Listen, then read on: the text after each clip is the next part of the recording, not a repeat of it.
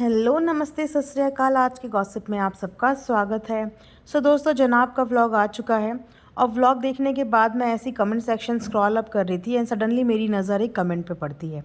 तो मैं आपके सामने भी उस कमेंट को ज़रूर पढ़ना चाहूँगी, क्योंकि आम जनता इनके बारे में क्या सोचती है। अभी तक शायद यही सोचा जाता है कि रिएक्शन वाले इनसे कोई पर्सनल हेट निकालते हैं।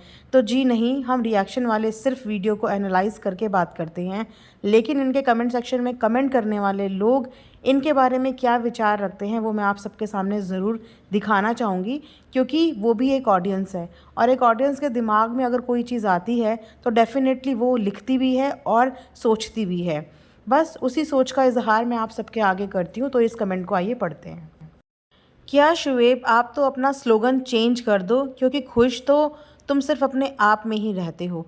प्यार दूसरों में तुम बांटते नहीं हो। अपने बड़ों की तुम दूसरों से बेइज्जती कराते हो। अपने बड़ों का ख्याल भी तुम रखते नहीं हो, क्योंकि तुम्हारी दादी आखिरी सांस तक तुम सबका इंतज़ार करती रही, बट तुम में से उनकी मैयत पर कोई भी नहीं गया।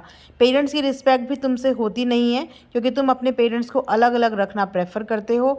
पेरेंट्स का ख्याल भी तुम रखते नहीं हो, क्योंकि उसके लिए तुमने अपने पापा के लिए देव भैया रखे हुए हैं। और अम्मी के पास तुम हाल तक पूछने जल्दी से जाते नहीं हो। सही चीज़ तुम करते नहीं हो, सिर्फ गलत चीज़ें ही करते हो। जैसे कि तुम्हारा ददीहाल में अभी रिसेंटली तुम्हारी बेटी खाला का ससुर और रिज़ा रिहान के दादाजी ऐसा हुई थी, उसमें ना तुम खुद गए ना ही रिज़ा रिहान और किसी को भेजा।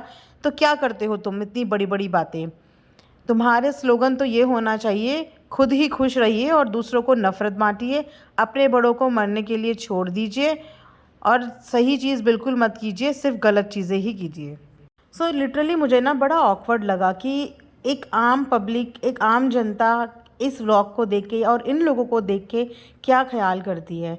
तो जब आम लोग ये सब चीज़ें देख के समझ सकते हैं, सोच सकते हैं, तो मुझे समझ नहीं आता वो कौन से अंधभक्त हैं जो अंधों की तरह इन लोगों को फॉलो करते हैं। अब कुछ लोग अगर ये सोच रहे होंगे कि ये खुद का बना बनाया कमेंट है, तो आप ये कमेंट जाके उन लोगों के कमेंट सेक्शन में पढ़ सकते हो कि लोग इनके बारे में क्या सोचते हैं। और सही भी सोचते हैं, क्योंकि स्लोगन बोलना भी और वन लाइनर मानना भी उसी के मुंह से अच्छा लगता है जो पर्सनली इन चीज़ों में ध्यान देता हो, जो पर्सनली खुद इन चीज़ों को फॉलो करता हो। और बैक टू बैक बार बार हमें ऐसे एग्जाम्पल मिलते हैं जिसकी वजह से हमें सोचना पड़ता है। दादी के टाइम पे भी सेम सिनेरियो हुआ। उस समय पे चीज़ें कवर करी गई अपने पापा की बीमारी से। उसके बाद सेम सिनेरियो अभी भी हुआ। अब किस चीज़ से कवर करेंगे। अब तो ये आप सोचिए कि किसी ने जिक्र तक नहीं किया। डब्बा ने थोड़ा सा जिक्र किया था, लेकिन उसके जिक्र करने के बाद घर के किसी भी इंसान ने, घर में इतनी दुर्घटना हो गई, किसी ने इस बारे में बात तक करना ज़रूरी नहीं समझा। तो ये है इन लोगों की हिपोक्रेसी, ये है इन लोगों का अपनों के लिए प्यार। और जिसने भी ये कमेंट किया है बिल्कुल ठीक बोला है कि अपनों के लिए प्यार इनका है ही नहीं। इनके हर रिश्ते कन्वीनियंट के अकॉर्डिंग है, जिससे जो काम होगा सिर्फ उसी काम तक का रिश्ता रखा जाता है, उसके अलावा कोई रिश्ता नहीं है। अम्मी का रिश्ता मैडम से है खाने तक का, मैडम का रिश्ता अम्मी से है खिलाने तक का, बेटे का रिश्ता पापा से है क्या हाल क्या चाल ये पूछने का। सबके रिश्ते कन्वीनियंट के अकॉर्डिंग बंधे हुए हैं, बस ये दिखाने के लिए कि अगर हमने अपने ऊपर ये टैग ले लिया है, क्योंकि मीडिया में हमने इतना बवंडर मचा दिया है, हमारी फैमिली ये, हमारी फैमिली वो, ऐसी वैसी, तो अब क्या करें, मजबूरी में उस चीज़ को निभाना तो पड़ेगा ही। तो back camera off camera reality क्या चल रही है वो ये लोग कभी नहीं दिखाएंगे ना बताएंगे, लेकिन हर बार अपने एक्शंस के थ्रू ये चीज़ प्रूव कर देते हैं कि इन लोगों के रिश्तों में कितना प्यार है और कितनी गहराई है। तो मुझे बहुत अच्छा लगा कि कुछ लोग समझदार हैं जो इन लोगों की हिपोक्रेसी और इनके फेक बिहेव को समझते हैं और बोलने की और लिखने की समझ और ताकत भी रखते हैं।